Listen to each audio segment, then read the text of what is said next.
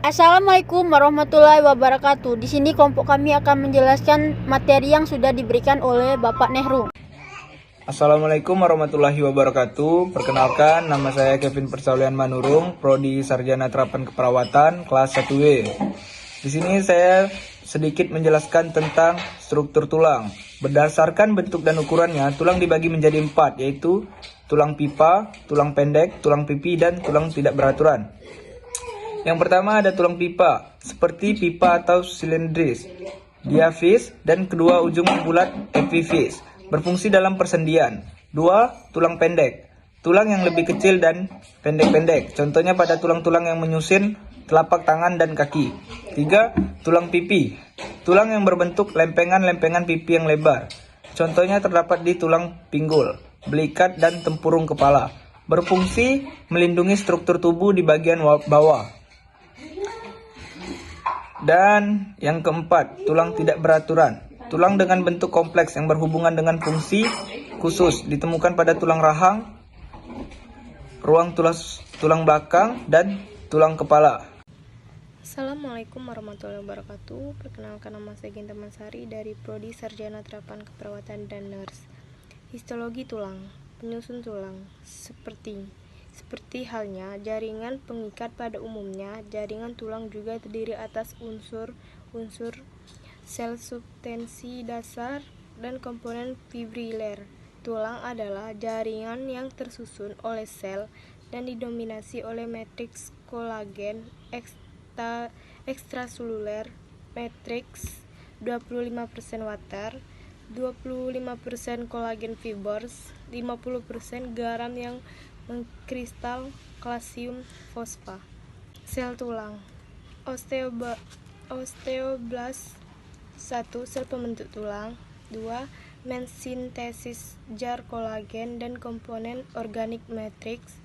3. Ditemukan periosteum and endosteum. Osteosit, sel-sel tulang dewasa. Osteoklast, sel penghancur tulang di endostum. Matriks, serat kolagen fibers, protoglican atau glican protein, hydroxiaphosphatid, garam, kalsium, dan fosforus. Memiliki matriks padat anorganik, kalsium, dan fosfor.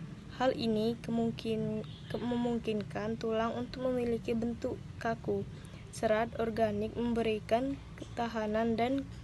ketahanan terhadap stres. Tulang kompak dan sponglasa.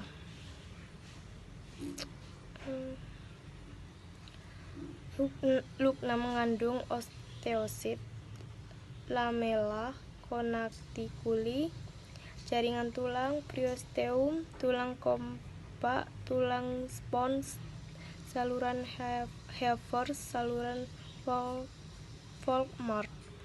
Tulang kompak adalah bagian tulang yang keras. Tulang ini terlihat sangat padat jika dilihat dengan mata. Keras karena strukturnya yang keras. Tulang ini terdapat di tulang kaki dan tulang tangan.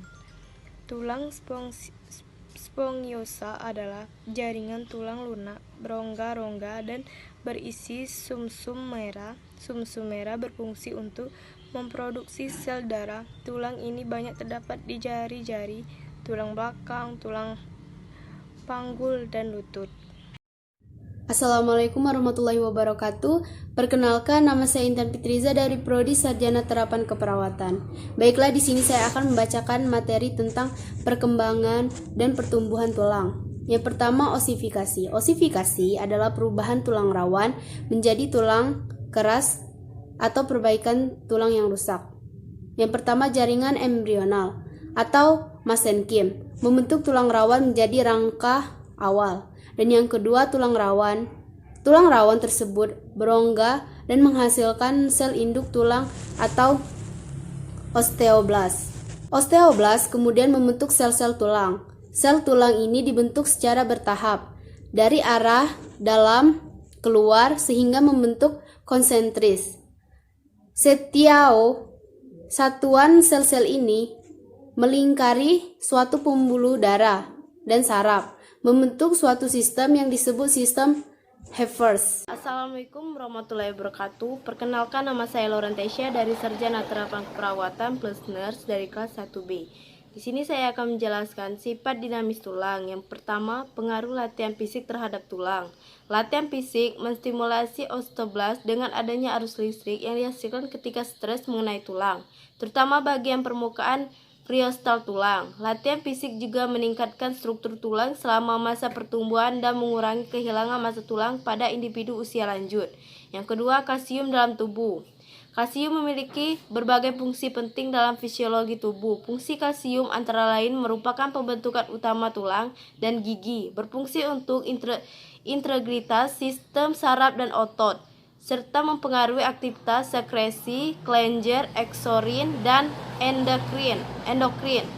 Kalsium masuk ke dalam tubuh melalui saluran gastrointestinal dan diabsorpsi, terutama dalam usus halus bagian atas, dengan difusi pasif dan intraspor aktif. Agar dapat diabsorpsi dengan baik oleh tubuh, kalsium hendaklah dalam bentuk larutan dan trionisasi.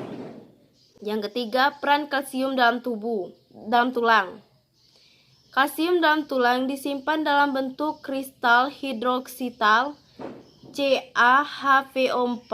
Jumlah kalsium pada masa dewasa normal berkisar 1000 kurang 1200 dan kira-kira 99% diantaranya berada dalam tulang sebagai kalsium yang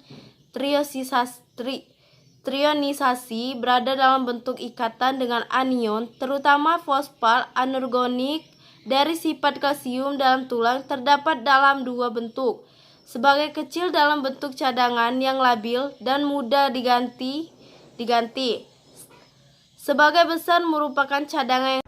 Assalamualaikum warahmatullahi wabarakatuh. Perkenalkan, nama saya Irmeke Angelin dari Prodi Sarjana Terapan Keperawatan dan Nurse dari kelas 1B. Baiklah, di sini saya akan menjelaskan materi tentang sistem persendian. Sendi adalah suatu perhubungan antar tulang sehingga tulang dapat digerakkan. Adapun hubungan antara dua tulang disebut juga dengan persendian.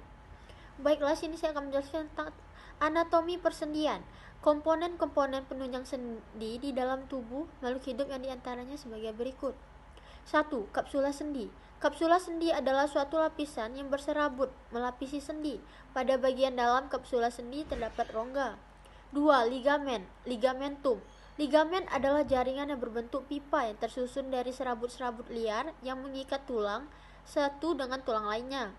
3. Tulang rawan hialin. Cartigohyalin. Tulang rawan hialin adalah jaringan pada tulang rawan yang menutupi kedua ujung tulang. Adapun fungsi dari tulang rawan hialin yakni menjaga dari benturan. 4. Cairan sinovial. Cairan sinovial adalah cairan pelumas yang berada di kapsula sendi. B. Macam-macam sendi. Sendi berdasarkan sifat gerakan. 1. Sendi mati, sinertosis. Sendi mati adalah sendi yang tidak bisa bergerak dan diam. Contohnya, sendi yang terdapat pada tulang tengkorak. 2. Sendi kaku, amfiartrosis. Sendi kaku adalah sendi yang dapat digerakkan tetapi terbatas. Contoh, sendi yang terdapat pada tulang antar ruas, tulang belakang, dan tulang rusuk. 3. Sendi gerak, diastrosis. Sendi gerak adalah sendi yang dapat digerakkan secara leluasa. Sendi ini adalah sendi yang paling populer karena sendi ini memiliki cukup banyak sehingga bisa dikategorikan lagi dalam beberapa sendi. Sendi berdasarkan arah pergerakan. 4. Sendi geser. Sendi geser adalah sendi yang memungkinkan gerakan antar tulang yang satu menggeser yang lain. Contoh, sendi pada pergelangan tangan dan pergelangan kaki. 5. Sendi engsel. Sendi engsel adalah sendi yang memungkinkan terjadinya pergerakan satu arah saja. Biasanya sendi engsel hanya bisa diluruskan atau ditekuk. Contoh, sendi engsel pada tulang lutut dan kaki. 6. Sendi gulung. Sendi gulung adalah sendi yang punya gerakan dua arah. Bisa bergerak ke depan, bisa bergerak ke belakang. Dan juga bisa bergerak kanan, bisa bergerak ke kiri. Sendi ini adalah sendi antara tulang pengumpil, radius, dan tulang pergelangan tangan. 7. Sendi putar. Sendi putar adalah sendi yang gerakan salah satu ujungnya membuat gerakan berputar pada ujung tulang lain. Jadi sendi tulang ujung ini menjadi poros dan satunya bisa berputar di sana. Sendi inilah yang bisa membuat kepala kita bisa berputar menoleh kanan kiri. Contohnya ada antara tulang leher dan tulang tengkorak. 8. Sendi peluru. Sendinya bisa bergerak ke segala arah. Salah satunya tulangnya berbentuk bola dan tulang lainnya seperti mangkuk.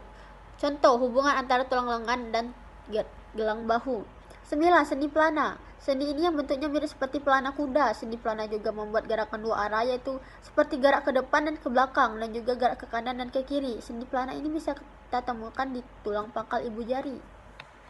Baiklah, terima kasih. Lebih dan kurangnya kami mohon maaf. Wassalamualaikum warahmatullahi wabarakatuh.